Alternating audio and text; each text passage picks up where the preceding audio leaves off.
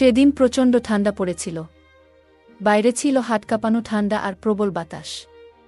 আমার ঘরের জানালা ঠিকমতো বন্ধ হচ্ছিল না, তাই আমার ভাগ্নে এসে বলল, মামি, আমি আজ আপনার ঘরে থাকতে চাই। তার কথা শুনে আমি তাকে আমার বিছানার এক পাশে জায়গা করে দিলাম। রাত গভীর হতে তাপমাত্রা আরও কমতে শুরু করল। হঠাৎ সে বলল, মামি, ঠান্ডায় আর টিকতে পারছি না, আমি আপনার পাশে শোব। আমি কিছু না ভেবে তাকে পাশে জায়গা দিলাম। তারপর মাঝরাতে হঠাৎ সে আমাকে, আমি অর্পিতা। আমি দেখতে অনেক সুন্দর ছিলাম। গায়ের রং ছিল একদমই ফর্সা। নিজের শরীরের অনেক যত্ন নিতাম, তাই আমার তেমন বয়স বোঝা যায় না। আমি সব সময় হালকা পোশাক বা ছোট আকারের পোশাক পরতে অনেক ভালোবাসতাম, যা আমাকে আরও অনেক আকর্ষণীয় করে তুলত। সেদিন আমি শহরের একটি পার্কের পাশে গিয়েছিলাম। পার্কের পার্কিং এলাকায় অনেক ভিড় ছিল। আমি একটু এগিয়ে দেখি আমার পুরনো বান্ধবী সেখানে দাঁড়িয়ে আছে, আর তার ছেলে পাশে বসে রয়েছে। তার চেহারা দেখে মনে হলো হয়তো সে কোনো দুর্ঘটনার শিকার হয়েছে। আমি তৎক্ষণাৎ তাকে গাড়িতে তুললাম এবং হাসপাতালে নিয়ে গেলাম। তার অবস্থা খুব গুরুতর ছিল। হাসপাতালে পৌঁছে তাকে ভর্তি করালাম। ফর্ম পূরণ করার পর যখন আমি তার ছেলের পাশে বসলাম, তখন সে আমার দিকে তাকিয়ে মৃদু হেসে বলল, আপনি আমাদের জন্য যেন একজন দেবদূত হয়ে এসেছেন। ধন্যবাদ। ছেলেটির বয়স 15 হবে, সে হয়তো তখনও আমাকে চিনতে পারেনি। আমি তাকে বললাম, আমি তোমার মায়ের পুরনো বন্ধু। আমার এই কথা শুনে সে একটু স্বস্তি পেল। এরপর আমি তাদের পাশে থেকে যতটা সম্ভব সাহায্য করার চেষ্টা করলাম। সেদিনের সেই মুহূর্ত আমার জীবনে খুবই স্মরণীয় হয়ে থাকবে। এটা আমাকে আরও একবার মনে করিয়ে দিয়েছে জীবন কতটা অনিশ্চিত, আর সাহায্যের হাত বাড়িয়ে দেওয়া কতটা জরুরি। আমার নাম ঈশান। আমি সেদিন তোমার সঙ্গেই দেখা করতে যাচ্ছিলাম, কিন্তু পথে একটি মর্মান্তিক ঘটনা ঘটে গেল। আমার বান্ধবীর ছেলে বলল, হাসপাতালে পৌঁছে যখন তোমার মায়ের খবর জানতে চাইলাম, তখন তুমি ভয় আর অশ্রুতে ভেঙে পড়েছিলে। আমাকে জড়িয়ে ধরে তুমি কাঁপা গলায় বলেছিলে, মামি, মা তো ঠিক হয়ে যাবেন, তাই না? ডাক্তাররা তোমাকে ভেতরে নিয়ে গেল কেন? মায়ের কিছু হবে না তো? তার এই প্রশ্নগুলো যেন আমার হৃদয়কে বিদ্ধ করছিল। আমি তার মাথায় হাত রেখে বললাম, চিন্তা করো না, আমরা সবাই তোমার মায়ের পাশে আছি, কিছুই হবে না। আমার কথা শুনে সে একটু শান্ত হল।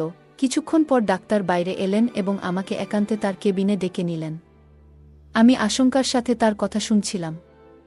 ডাক্তার জানালেন তার মায়ের মাথায় আঘাত লেগেছে, আর সেই আঘাতের কারণে তিনি কোমায় চলে গেছেন। তার কথা শুনে আমি স্তব্ধ হয়ে গিয়েছিলাম। ডাক্তার আমাকে জানালেন যে আমার বন্ধু বৈশালীকে পুরোপুরি সুস্থ হতে সময় লাগবে, কয়েকদিন, কয়েক মাস বা এমনকি কয়েক বছরও। তার অবস্থার গুরুত্ব বিবেচনা করে তাকে আইসিইউতে রাখা হয়েছে। ডাক্তারদের কথা শোনার পর আমি বাইরে এসে বৈশালীর ছেলের সঙ্গে কথা বললাম। তাকে বললাম, ডাক্তার বলেছেন তোমার মায়ের চিকিৎসা চলবে, আর তাকে কিছুদিন হাসপাতালে থাকতে হবে। আমার কথা শুনে সে উদ্বিগ্ন হয়ে বলল, তাহলে আমি কোথায় থাকব? মা যদি এখানে থাকেন, আমি একা কিভাবে থাকব? আমি তাকে আশ্বস্ত করে বললাম, তুমি চিন্তা করো না, যতদিন তোমার মা সুস্থ না হন তুমি আমার সঙ্গেই থাকবে। তোমার মায়ের জন্য হাসপাতালের সমস্ত দায়িত্ব আমি নেব, কারণ সে আমার খুব কাছের একজন বন্ধু। এরপর আমি জানতে চাইলাম, তোমার বাবার কথা কি ভাবছ? তিনি কোথায় আছেন? সে মাথা নিচু করে বলল, মায়ের সঙ্গে বাবার ঝগড়া হয়েছিল, তারপরে মা রাগ করে আমাকে নিয়ে এখানে চলে এসেছিলেন। আমি বাবার কাছে ফিরে যেতে পারবো না, কারণ তার কাজ বাইরে, আর তিনি এখন কোনো গ্রামে আছেন তাও জানি না। এমনকি আমি নিজেও তার সঙ্গে দূরত্ব বজায় রেখেছি। হয়তো তিনি আমার উপর রাগ করেছেন। আমি তাকে বললাম, তুমি এসব নিয়ে চিন্তা করো না, যতদিন তোমার মা সুস্থ না হন তুমি আমার সঙ্গেই থাকবে। আমরা একসঙ্গে সবকিছু সামলাবো। তারপর আমরা দুজনেই হাসপাতালের পরিবেশে থাকতে পারছিলাম না, তাই আমি একজন নার্সের সঙ্গে কথা বললাম এবং তার সাহায্য চাইলাম যাতে বৈশালীর চিকিৎসার প্রক্রিয়া সঠিকভাবে এগিয়ে যায়। বৈশালীর চিকিৎসার দায়িত্ব নেওয়ার পর বুঝতে পারলাম হাসপাতালে দীর্ঘ সময় থাকা আমার পক্ষে সম্ভব নয়, কারণ আমার কাজের দায়িত্বও ছিল। তাই আমি তার ছেলে ঈশানকে আমার বাড়িতে নিয়ে এলাম। বাড়ি আসার পথে তার জন্য কিছু প্রয়োজনীয় পোশাক কিনে দিলাম, কারণ তার কাছে তেমন কিছুই ছিল না। সেদিন ঈশান খুবই মনমরা ছিল। রাতে আমি অনেকবার তার রুমের সামনে গিয়ে দেখেছি সে কেমন আছে। জানতাম সময়ের সঙ্গে সঙ্গে সে স্বাভাবিক হয়ে উঠবে।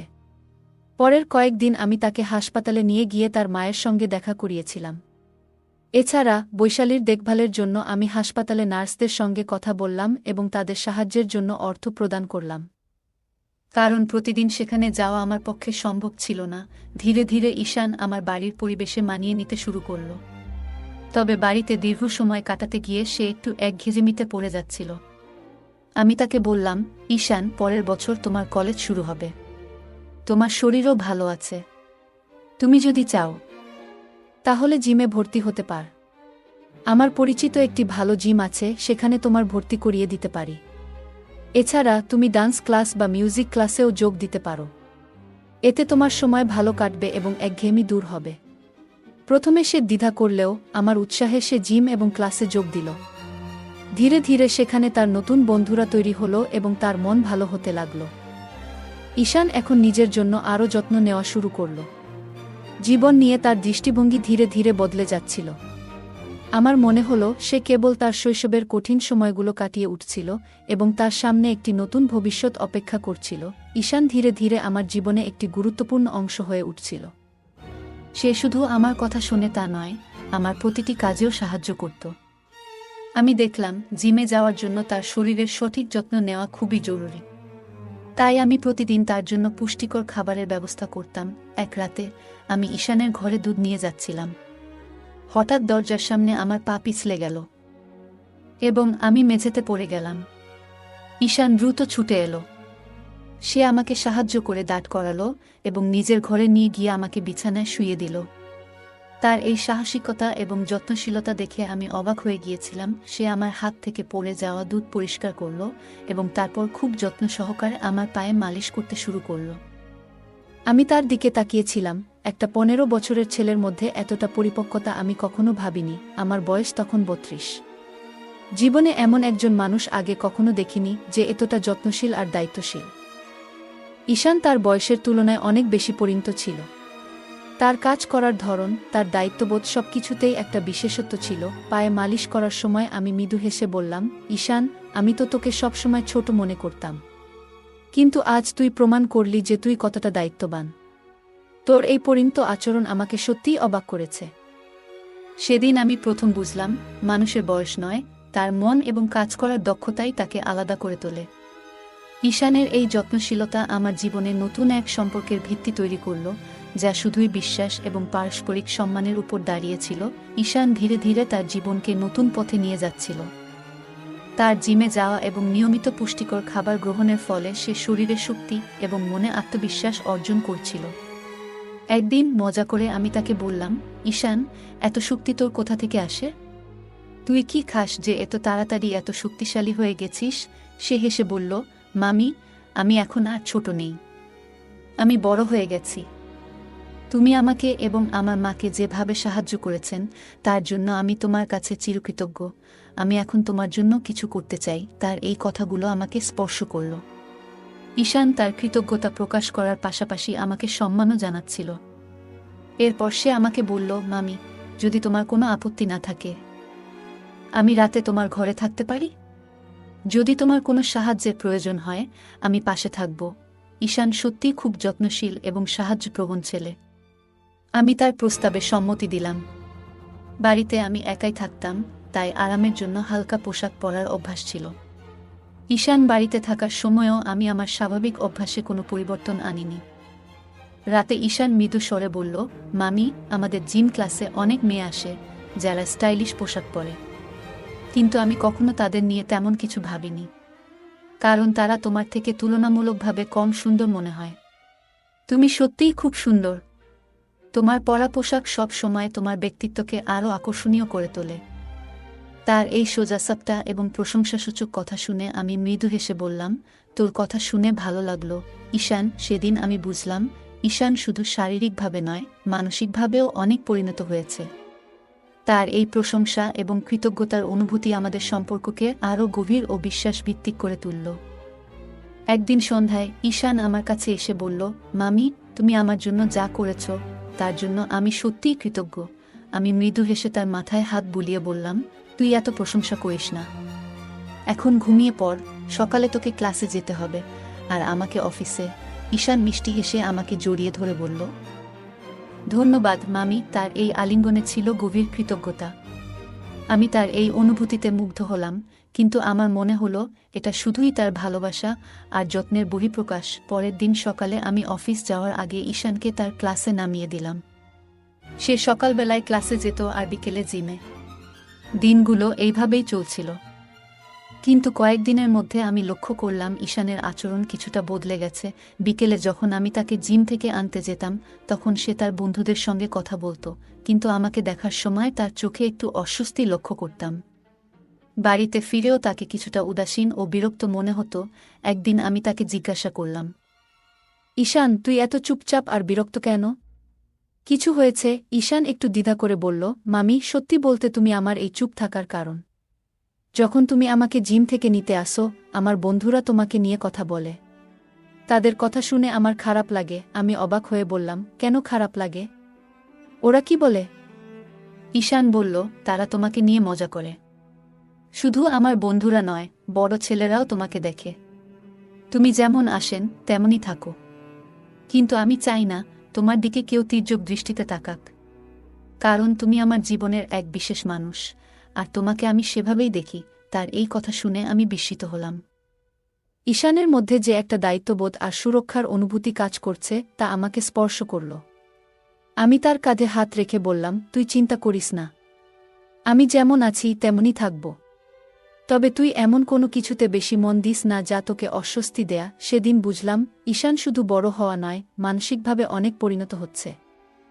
তার এই যত্নশীলতা আমাকে তার প্রতি আরও মমত্ববোধে পূর্ণ করল। সেদিন সন্ধ্যায় ঈশান আমার কাছে এসে তার চিন্তাগুলো শেয়ার করছিল।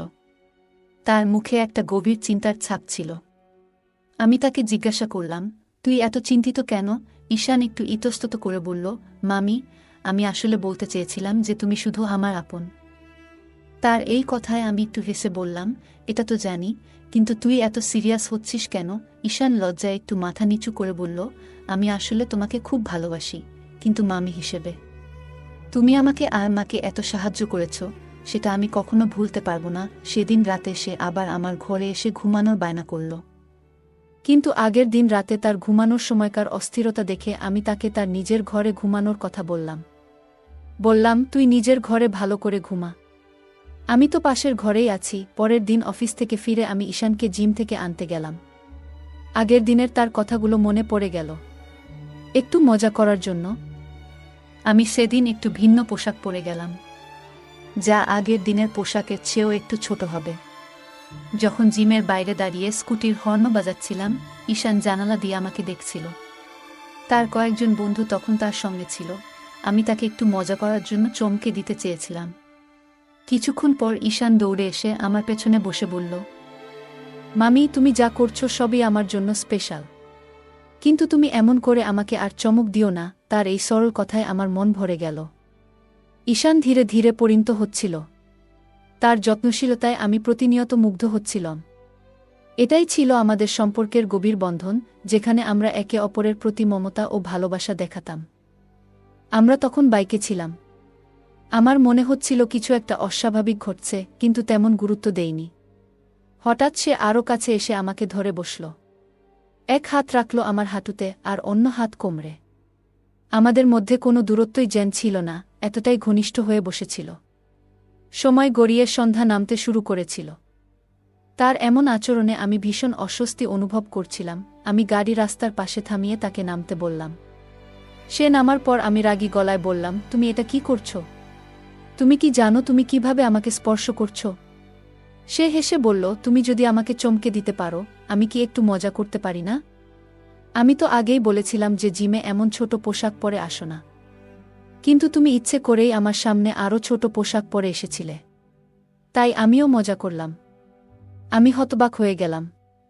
ঈশান কেন এমন করল তা বুঝে উঠতে পারছিলাম না।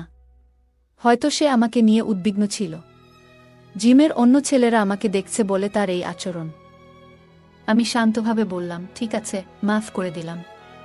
তবে এরপর যদি তুমি ভালোভাবে বসো, তাহলে আমি তোমাকে বাড়ি পৌঁছে দেব। ঈশান তখন ক্ষমা চেয়ে আমার সঙ্গে বাড়ি যাওয়ার জন্য রাজি হয়ে গেল। বাড়ি ফেরার পথে তার আচরণ স্বাভাবিক ছিল। ঈশানের আচরণ কিছুদিন ধরে একটু বদলে গিয়েছিল। সে আগে আমার প্রতি খুবই সম্মান দেখাতো, তবে হঠাৎ করেই তার চোখে একটা অদ্ভুত পরিবর্তন আমি টের পেয়েছিলাম। মাঝে মাঝে আমি যখন আমার ঘরে কাজ করছিলাম বা তৈরি হচ্ছিলাম, তখন ঈশান কোনো কারণ ছাড়াই ঘরের আশেপাশে ঘুরে বেড়াত। একদিন রাতে আমি যখন নিজের রুমে তৈরি হচ্ছিলাম, তখন হঠাৎ দরজার দিকে চোখ পড়ল। দেখি ঈশান দরজার পাশ থেকে আমাকে দেখছে। আমি সঙ্গে সঙ্গে জিজ্ঞাসা করলাম, তুমি কি করছো এখানে? তুমি কি আমাকে লুকিয়ে দেখছ? সে হেসে বলল, না না, এমন কিছু নয়। মাঝে মাঝে তোমাকে দেখি, এটাতে দোষ কোথায়? এরপর সে বলল, আমি ছোটবেলায় দেখতাম বাবা যখন মায়ের কাছে আসতেন, তখন তাকে ভালোবাসার স্পর্শ দিয়ে চমকে দিতেন। বাবা মায়ের চুলে হাত বুলিয়ে আদর করতেন, এবং সেটা তাদের ভালোবাসার প্রকাশ ছিল। এইসব বলতে বলতে ঈশান আচমকা আমার কাছে এগিয়ে এলো এবং আমার হাত ধরে বলল, তোমার চুল খুব সুন্দর। বাবা মায়ের মতো সম্পর্ক সবাই চায়, তাই না? তার চোখে যেন কিছু অদ্ভুত ভাব ফুটে উঠছিল। আমি চুপচাপ দাঁড়িয়েছিলাম এবং তাকে বললাম, তোমার মাথায় ঠিক কি চলছে? এসব কথা এখনই বন্ধ করো। আমি একটু কড়া সুরে বলার পর ঈশান লজ্জিত মুখে সরে গেল এবং বলল, মাফ করো, আমি হয়তো ভুল করেছি। ঈশান আমার হাত ধরে বলল, মামি, তুমি জানো মা বাবার ভালোবাসা দেখে বড় হয়েছি। এখন মা এতদিন অসুস্থ থাকায় আমি সেই মুহূর্তগুলো আর দেখতে পাই না। আমি তাকে বুঝিয়ে বললাম, তোমার মা ঠিক হয়ে যাবে, সবকিছু আবার আগের মতো হয়ে উঠবে, তুমি ধৈর্য রাখো। পরের দিন রাতে ঈশান এসে বলল, মামি, আজ রাতে খুব ঠান্ডা পড়ছে। আমার ঘরের জানালা ঠিকমতো বন্ধ হচ্ছে না। এমন হলে আমি অসুস্থ হয়ে যাব। আজ রাতে তোমার রুমে থাকতে দাও না। আমি তাকে বললাম, তোমার ঘরের জানালাটা দেখে ঠিক করে দিই, কিন্তু সে আমাকে দেখতেও দিল না। সে জোর করে বলল, আমি তোমার রুমেই ঘুমাবো। ঠান্ডায় কাঁপতে কাঁপতে সে আমার পাশে এসে শুয়ে পড়ল। আমি কিছু বলার আগেই দেখলাম সে আমার কম্বলের ভেতরে ঢুকে গেছে। কম্বলের নিচে তার হাত আমার দিকে এগিয়ে এলো। সে ফিসফিসিয়ে বলল, মামি, তুমি জানো তুমি কত সুন্দর, কিন্তু তোমার জীবনে একটাই অভাব, সেটা হলো সঙ্গ। তুমি এমন একজন মেয়ে যার জীবন একা থাকা উচিত নয়। আমি শান্তভাবে তাকে বললাম, তুমি এখন শুয়ে থাকো, আমি সবকিছু ঠিক রাখব, তবে তোমার এই চিন্তাভাবনা বন্ধ করো। ঈশান হঠাৎ করে আমার দিকে এগিয়ে এসে বলল, তোমার সৌন্দর্য আমাকে মুগ্ধ করে। আমি আর দূরে থাকতে পারছি না। আজ থেকে তোমার যত্ন নেওয়ার দায়িত্ব আমার। তার আচরণে আমি অবাক হয়ে গেলাম। সে আমার কাছে এসে ফিসফিসিয়ে কিছু বলতে চাইল, কিন্তু তার চোখে একটা অদ্ভুত দৃষ্টি ছিল। আমি সতর্ক হয়ে গেলাম। হঠাৎ বুঝতে পারলাম সে কিছু করতে চাইছে যা অস্বাভাবিক। আমি দ্রুত চিৎকার করে উঠলাম, ঈশান, তুমি কি করছো? এখান থেকে সরে যাও। আমার আওয়াজে পাশের ঘরে থাকা কুলদীপ উঠে এলো। লাইট জ্বালিয়ে সে পরিস্থিতি বুঝতে পারল। কুলদীপ ছিল ঈশানের বাবা, যার সাথে আমার গোপন সম্পর্ক ছিল। সে আমার পাশের ঘরেই আমার জন্য অপেক্ষা করছিল। কুলদীপ এগিয়ে এসে ঈশানকে বলল, তুমি এভাবে আচরণ করছো কেন?